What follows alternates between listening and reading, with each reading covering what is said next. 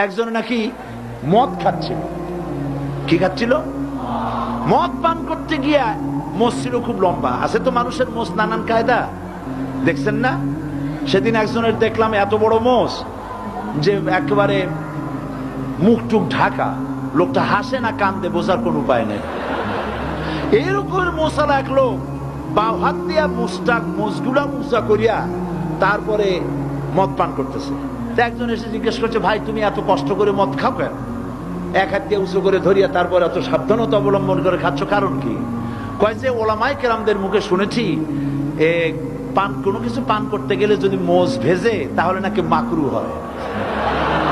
খাইতেছে কিন্তু হারাম, খাইতেছে কি হারাম, মাকরু থেকে বাঁচার চেষ্টা করতেছে।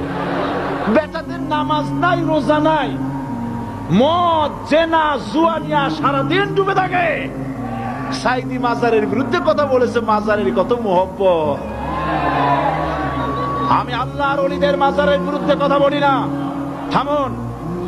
আল্লাহর ওলিদের মাজারের বিরুদ্ধে কথা বলি না, আমি কথা বলি মাজার নিয়ে যারা ব্যবসা করে তাদের বিরুদ্ধে কথা বলি।